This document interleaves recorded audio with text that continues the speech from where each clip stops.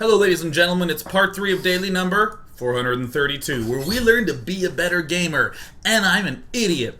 I thought I had the Naniwa game, but I forgot that my computer was reformatted only about 3.5 weeks ago, and I had it on that older computer. It's tragic, but that's okay because we were going to do the exercise twice. And the second game I have loaded up. We're going to watch SK.MC versus Puma.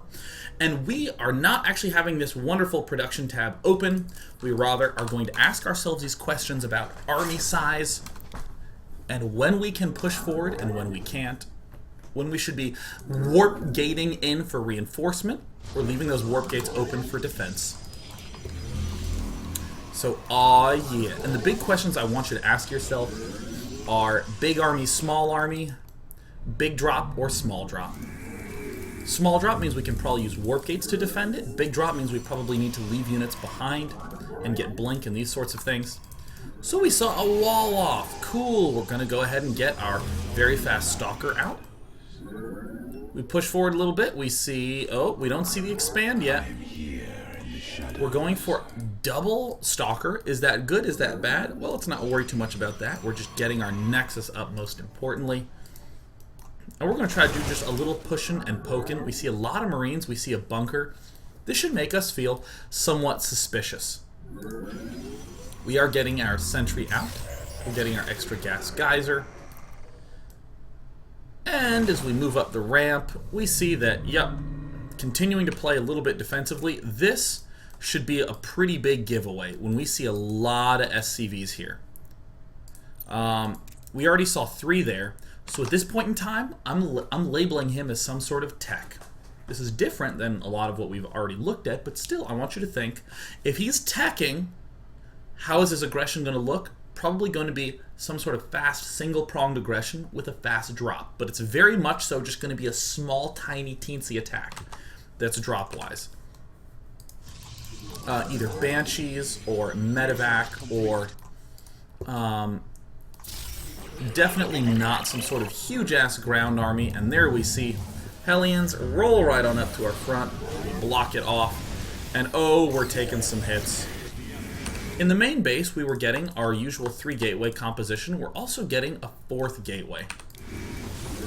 First, we're just going to watch how much damage this does. Alright, cool. Now, at this point, I want to ask you, what could he possibly be attacking us with this sort of single-pronged, double-pronged approach? We've already seen these Hellions move down. We're probably going to assume some sort of medevac. At this point in time, it's pretty much he can do some kind of drop.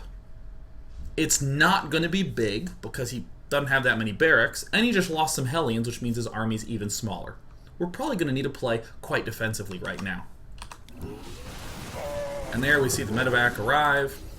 And indeedy-do, we see MC just... He's going to be pulling back. He's going to be warping in a lot of stalkers. And trying to just defend as best he can back home in the main with some of these warp-ins. And right now, I'm going to stop briefly here and ask a key question.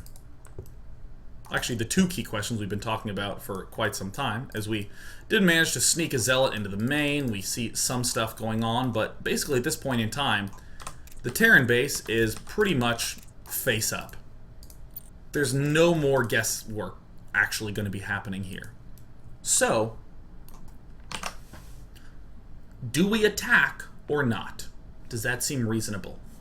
We just killed off a couple of units. Should we attack or no? Well, probably not. We only have 4 warp gates. A warp in defense against a small number of units? Maybe. But right now, it's just a pretty clear, easy, simple defense. And he can't, in the foreseeable future, get a huge ground army.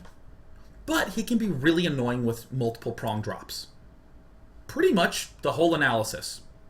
Is he going to have a big army or a small army? Is he going to have a lot of drop capability or a little bit of drop capability? This is like all I'm asking. Is he going to have a huge army? No, it's probably going to be a pretty small army. Is he going to have a lot of drop capability? Probably. He got a really early starport. Blink!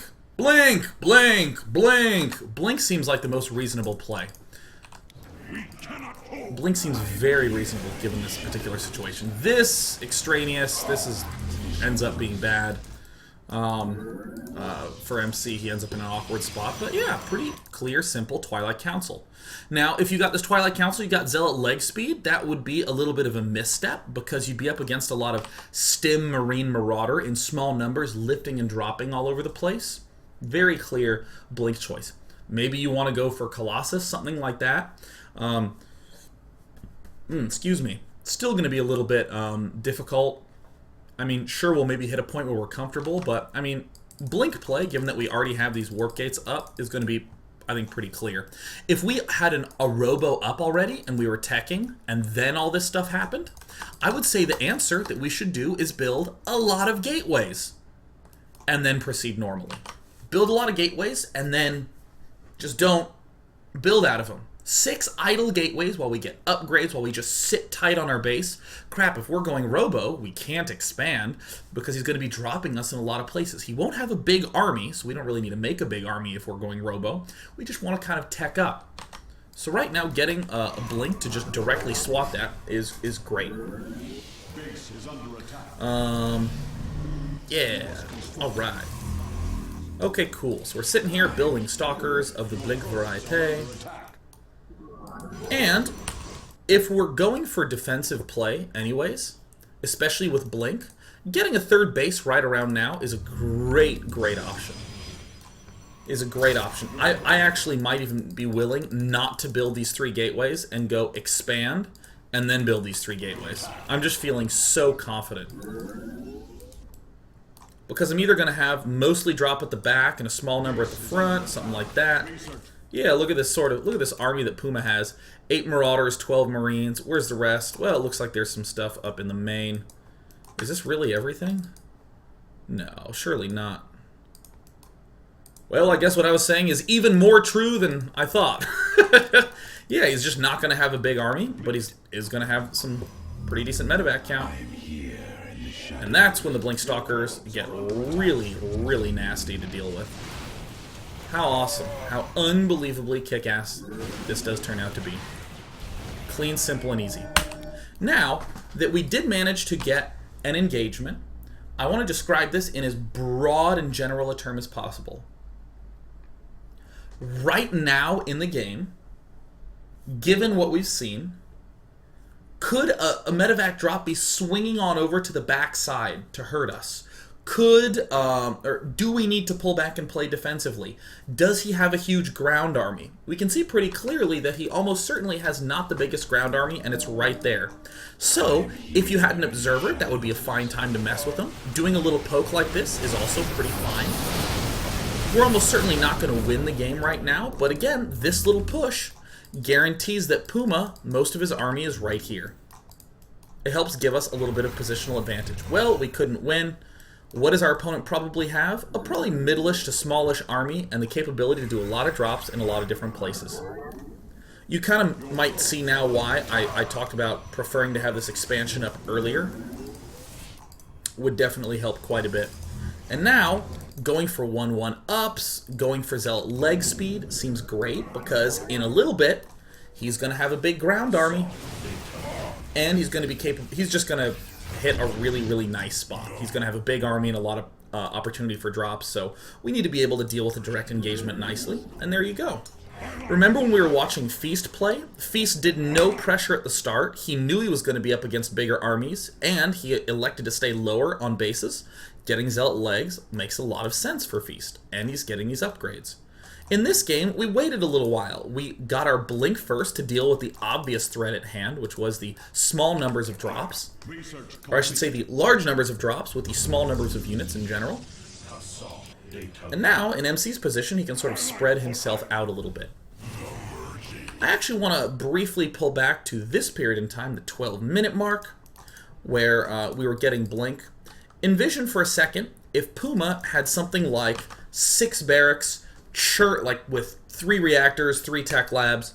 He didn't even begin a factory, just all ground units. I want you to envision how not so comfortable this position is for MC.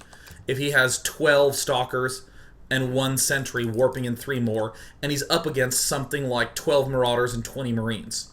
I mean, it's pretty obvious that that's going to end up very, very poorly for our hero MC. He probably would have needed a lot more gateways, probably would have needed upgrades, probably more zealots in the mixture. If he got to this tech phase, he with Twilight, he would have wanted charge. If he got to probably charge and even Archons. If he was going Robo, he probably would have needed to build a lot of Immortals against that. But in this circumstance, he ends up okay because he saw mostly drop. He was against a mostly teching player. And now in this position, if he continued to go just Blink Stalker, that would be not so good. But he's responding to big army with the things that are good against big armies. And when drops were a threat, he was responding with the things that were good against drops, the Blink Stalkers. I think it's very easy to hit a mid-game like this, or to be in this mid-game situation as Protoss and to not quite acknowledge what your options are, to just say, well, my build order is to go Blink and then get an expand and then go Storm. That's my build order. I just freaking do that. You have to just think a little bit more and say, okay, if he's going drop, I'm going to go Blink and then get the Twilight Council. Or excuse me, I'm going to go Blink and then get the Zealot Legs with the 3rd base. Or, you know, if he's going for a big basic ground army, okay, I'm going to get the Zealot Legs and then I'm going to come back with the Blink and get to the same spot overall, but little rearrangements. And then we see this sort of thing going on. How glad we are that we have Blink earlier on due to this multi-pronged aggression. At this phase in the game, completely forget what happened earlier on. Ignore everything that happened earlier on. Our opponent is capable of a huge attack at the front or multi-pronged aggression. So, we want to have Blink right here on this map. We want to have Zealot with leg speed and Archons. If we didn't have Blink right now, if we went just Zealot Archon right at the start, we would be in a very ugly spot. Thanks to that nailed Storm, we're feeling a lot more comfortable. And one of the big reasons we love Blink, it's sort of as an afterthought, it allows us to chase him down. Now, at this particular position, I want to... Actually, I'll maybe back up to right here. At this particular situation, let's talk about our gateway replenishment. He has a small ground army. This should set off 2 alarm bells in your head. One should say, oh cool, now I can go to his front and put on a lot of pressure, and I'm pretty much guaranteed to know his whole army is there. The second thing is, oh, he has a pretty small ground army, but a lot of medevacs. I should probably be leaning a little bit more towards Stalker for just the time being. Just in my mind, I should be leaning a little bit more towards there to make sure that I am accounted for in terms of defense. Now, if I have like 16 Stalkers, I probably don't need to build anymore. I probably just need to be aware of positioning them properly. Right now would also be pretty good to, if the Terran wasn't retreating this far back, I would probably want to replenish with some Stalkers here, some Stalkers there. Because the Terran is falling all the way back, I can get away building mostly Zealots and Templar. But right around here, I want to notice how scary it would be if 2 or 3 medevacs popped right into here. Fortunately, we've pushed him back. We know that most of his army must be back here because he just did a huge Doomish engagement. So Zealot Archon right now is very reasonable. If this attack starts to, again, not really falter, we probably want to be a little bit aware of building some Stalkers here to deal with drops.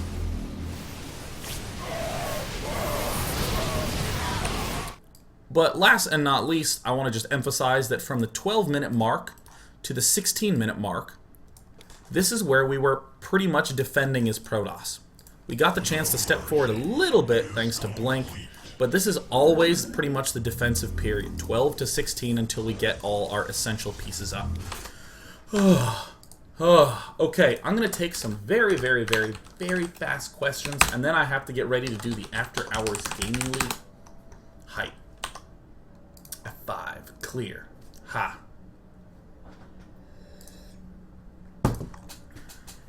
F5. F5, F5, F5. F5. Wow, the question grabber is not grabbing questions fast enough. Ah! Okay. Let me see here. Let me see if anyone has questions. Okay. Seventh Magus says, Day 9, what happens at 16 minutes that we aren't scared of drops? At 16 minutes, this is the period of time where you will have things like blink, and more importantly, a lot of warp gates. Before that, a lot of times Protosses are on 3 warp gates, getting double upgrades, getting Colossus up, just sort of accepting that they're going to stay on 2 base and play defensively. But once you get up to around 16 minutes, this is when you are around getting your 3rd. You have enough units to spread out and defend everything evenly. But yeah, you have the blink and the warp gates. So that's kind of why Protoss has to defend. Also, during this period, while you're defending as Protoss, you have to make sure you're getting those upgrades, getting all those big units like the Colossus and their upgrades done, getting ready to tech with Twilight Council. It's really easy to just go into Robo mode and just like blast out Robo units and try to do a big attack. But we saw in part 1, it's really easy for a counter to come by and kill us. So yeah, that is why around 16 minutes is when we were feeling very, very comfortable.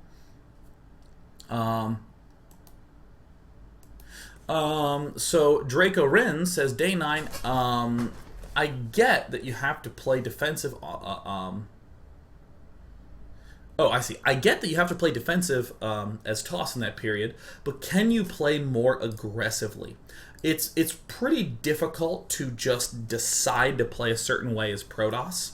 I mean, I'm sure there are ways to just make yourself more aggressive, but it changes quite a bit. Let's take a pretty small situation as an example. The Terran early expands and goes 3 barracks, fast tech to drops, or he goes for 5 barracks, big ground army emphasis. He does one of these 2. Against the 6 Raxer, it's really difficult to just be aggressive in that position because he's going to be the one pushing you. You're going to have to make sure you're dealing with his army well, and there's going to be a lot of attacking in the middle while you, the Protoss, are trying to just stay alive for the most part. If he's going drop, sure, you can be a little more aggressive at the start, but once the medevacs are in the air, it's easy for Terrans to just ring around the map, and you have to just play very differently than against the 6 Raxing player. So you can, for instance, say something like, oh, I don't know. There are ways to do things like with some weird Dark Templar warp-in or with some hallucinated Phoenix Dark Templar warp-in on the high ground. DTs are a pretty good way to just seize control in the mid-game. I know Hukta really likes doing a lot of the DT openings against players who do early expand. That is one way, doing Warp Prism drops, and then, well, I mean, even if you are doing Warp Prism drop play to, like, harass him, you're going to have to be thinking defensively with your Robo afterwards, like Immortals and Colossi in good position to deal with those. So just generally, no, from around that 10-ish to 16-ish, the Protoss has to be thinking of how to hold off drops quite well. Let me see here.